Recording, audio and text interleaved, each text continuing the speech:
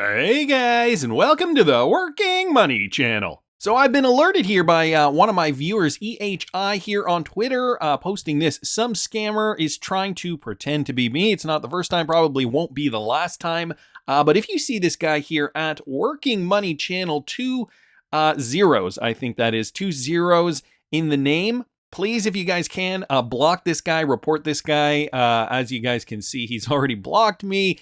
So I can't really see his tweets. Fortunately, though, I can still report him. But, you know, the more people that do report these scammers, the better it is. Twitter does listen. So would really appreciate it. Unfortunately, this kind of thing is still happening. And likely these losers are posting about scams, probably trying to fish for your information as well.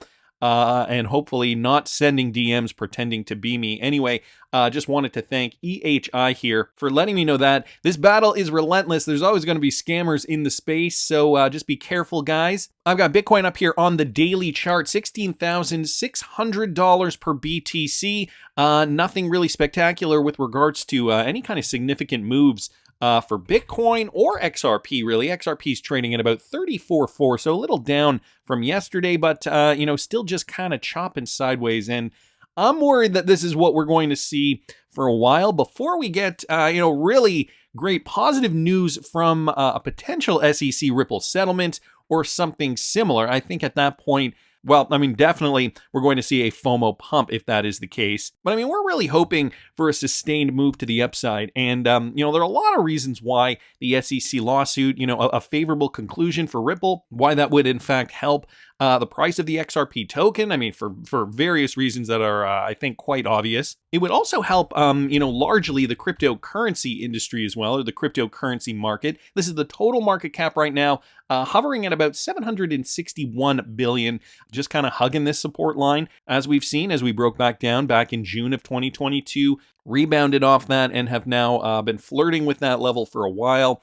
If I zoom in here, you guys can see what I'm talking about with regards to the entire crypto market cap. Something similar can be viewed here on total too. This is all cryptocurrencies minus Bitcoin. So you can see here, I've outlined it on this chart in the past. We have been flirting with this level of support for a while now. And the Ripple SEC case could in fact change this for a lot of different crypto projects. And I think by and large for the cryptocurrency industry, I think the contagion could spread and give some renewed confidence to the crypto industry as a whole. Us being XRP holders, and I think this even extends to XLM holders, I think this verdict could mean big things psychologically, I think, for holders, but even realistically, right, for a sustainable pump moving into 2023. And I'm going to explain why here. Now, let's just take a look at some other markets, okay, traditional markets. I got the S&P 500 up here, and the other day I talked a little bit about how we are now coming down, and, this is kind of the moment of truth for traditional markets overall since, when would it have been? I guess a year ago, December 2021, we have seen lower lows, lower highs forming on the S&P 500, and now we're in and around here. So if I just remove all that, you guys can see we're in and around here. And so, a lot of investors are wondering, are we going to get below this former low that we saw from back in October of 2022? Is this going to continue to move downward, or are we going to, maybe make a new low here, or maybe, even lower but higher than this former low, and then hopefully make a higher high, which could denote the transition, right? A switch, a reversal pattern, a move to the upside. Now, taking a look at some other markets here, let's take a look at the Dow Jones, for example. Dow Jones in pretty good shape here. So we did originally see this low back in October, and technically we are actually formulating a higher high here, and now we are looking as though the retracement is holding up. It's looking like we are maintaining this level here, so hopefully maybe we get a higher high here. Bringing up the NASDAQ real quickly.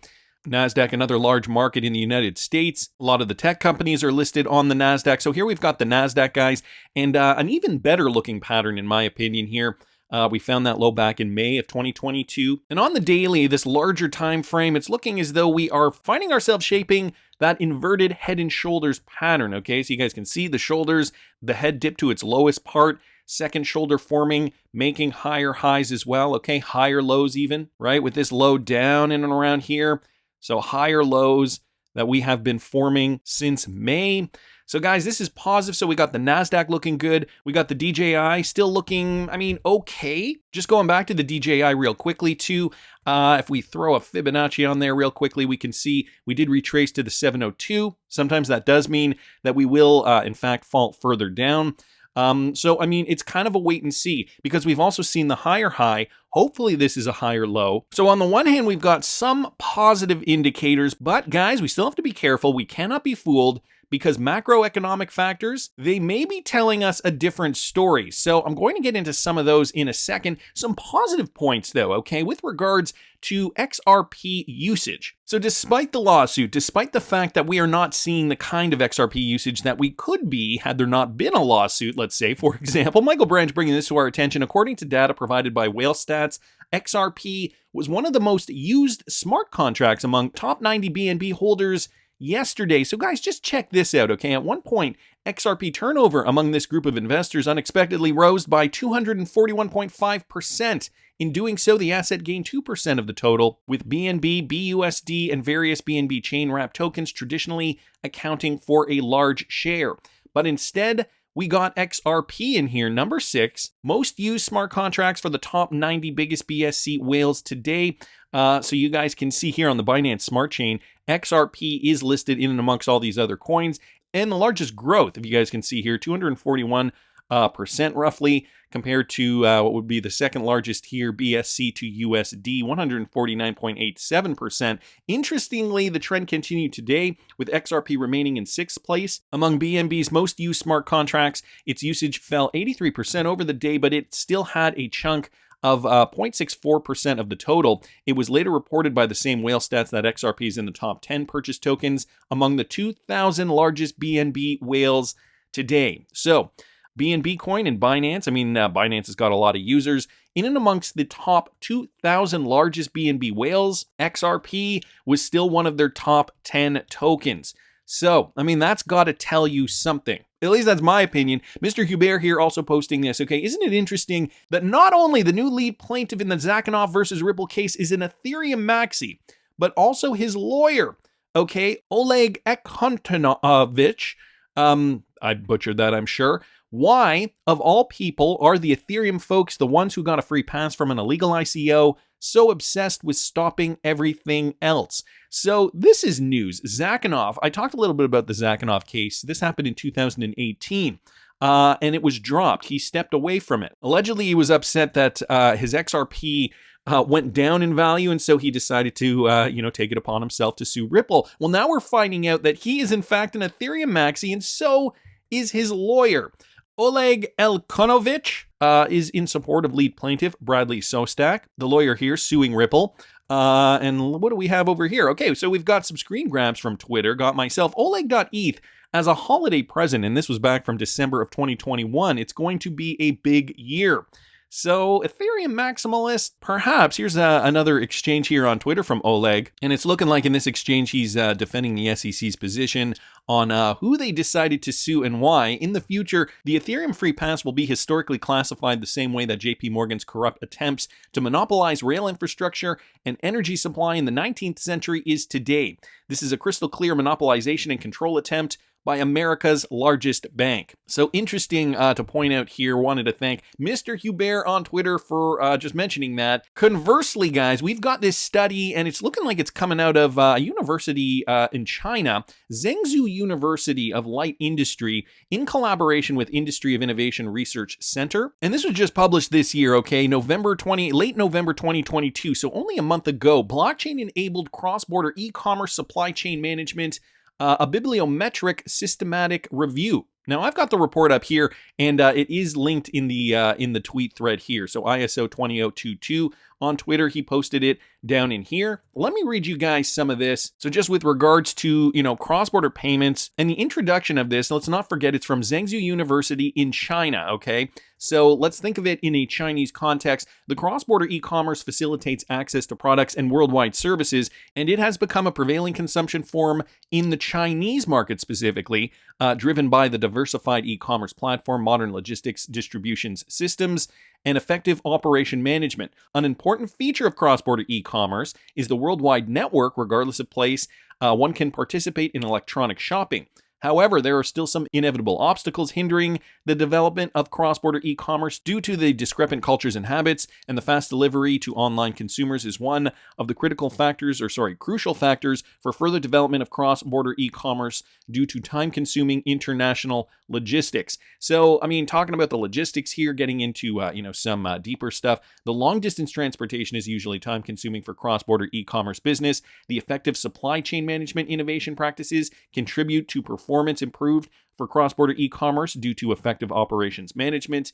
It will be regarded as a triumph for cross-border organizations that have a development logistics network and a high-efficiency distribution system. So there are a ton of benefits as outlined in this report. However, there are also definitely going to be some hurdles that some of these companies are going to have to overcome before they can get moving through cross-border adoption, whether it's for e-commerce. They talked a little bit about shopping, somewhere else in the world, transferring funds, cross-border payments, or any other kind of application of blockchain technology. And so if we go to page 14 here in the report, down here, the author discusses cross-border e-commerce payment solutions and outlines some interesting points here. So firstly, according to the transparency of blockchain technology, the new payment system can solve the identity authentication problem of the parties for transactions on the internet and improve the efficiency of the entity authentication of the original payment system. Secondly, the distributed ledger makes every payment transaction traceable and improves the security of the transaction process.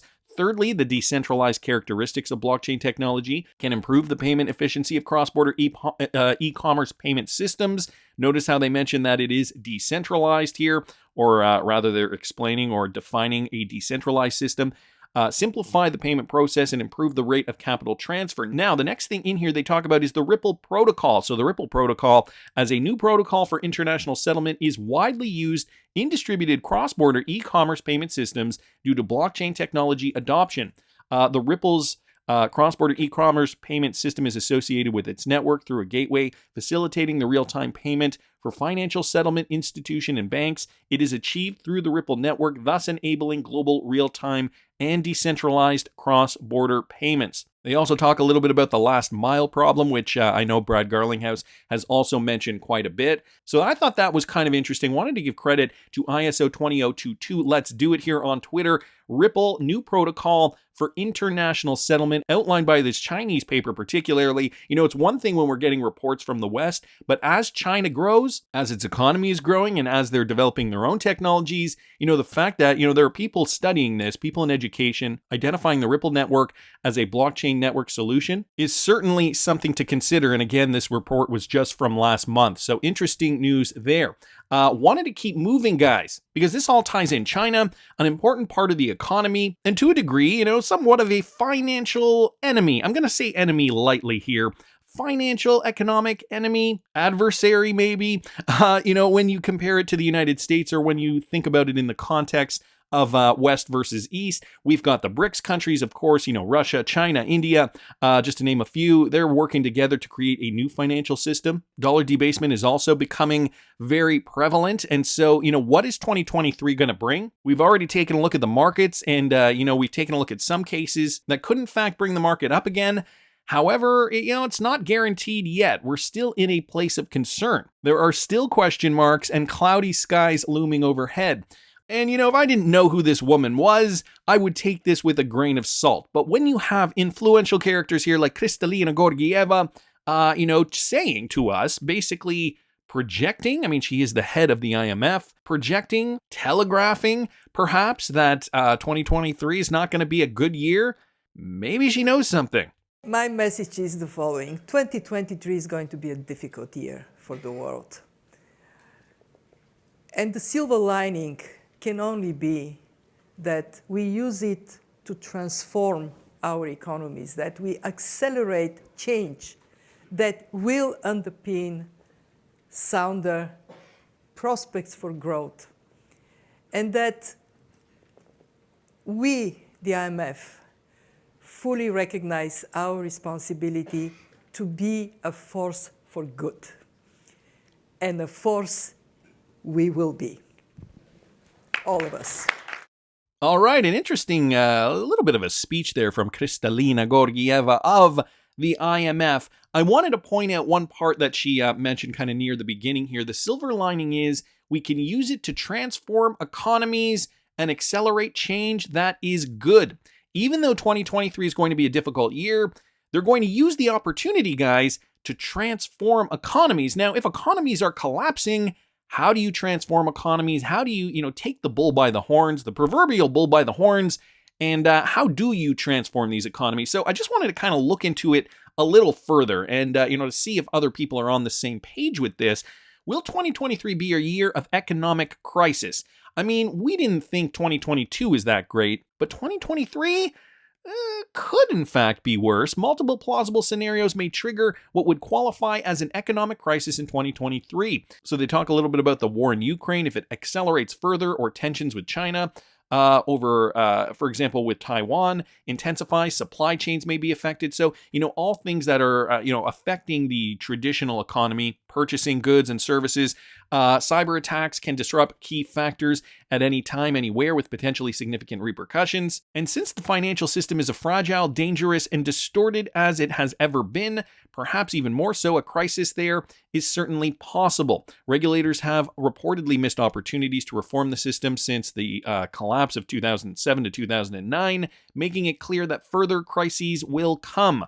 An enormous buildup of risks across the financial system, often ignored by regulators and investors, only to emerge suddenly, is concerning.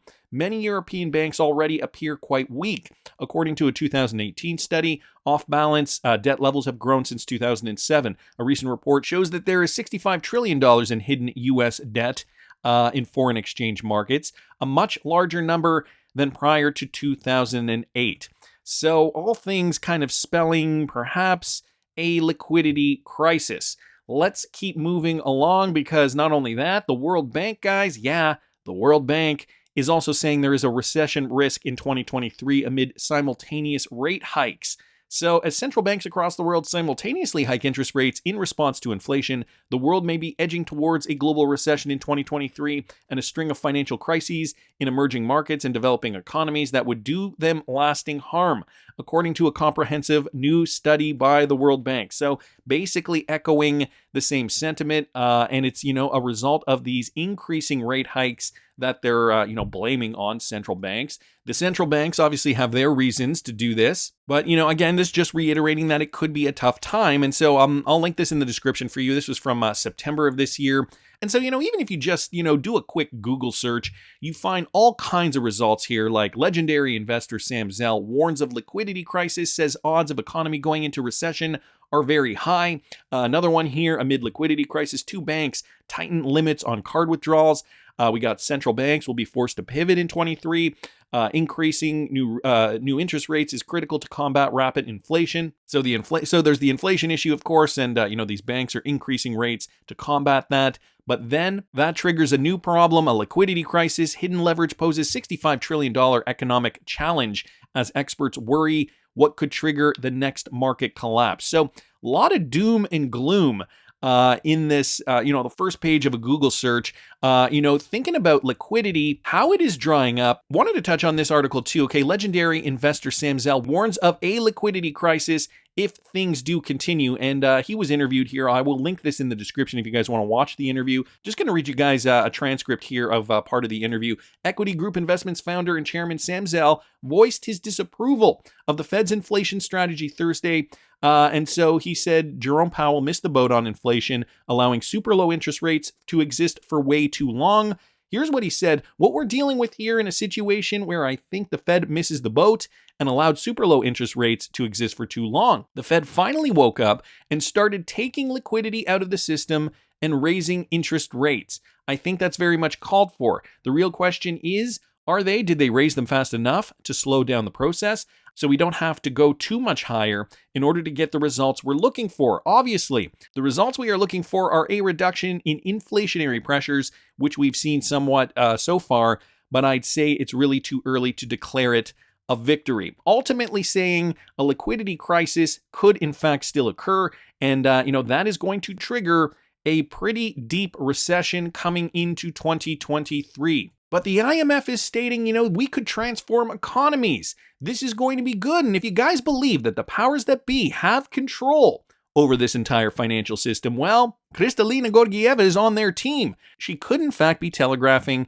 what we are to see next. So, I mean, we've got the doom and gloom naysayers, liquidity crisis on the one hand, but the positive news, guys, Kristalina Georgieva suggesting that economies are going to be transformed. But how are they going to do it? They're going to need a liquidity tool, one that is on the precipice of adoption come, dare I say, March 2023. Chinese scholars are even discovering RippleNet, realizing and writing about distributed ledger technology, how it can in fact change finance, a new protocol for international settlement, and we've got other adoption outside the United States. So guys, I am hoping we are going to see some sustained XRP action in this coming year. Maybe 23 will be the year for XRP. And it could in fact stay isolated to XRP, XLM, and maybe a handful of others. That's just my opinion, but I want to hear what you guys think. Please subscribe to the channel if you haven't already. Like the video if you like the content I'm providing. I always love hearing your comments. See you in the next one, guys.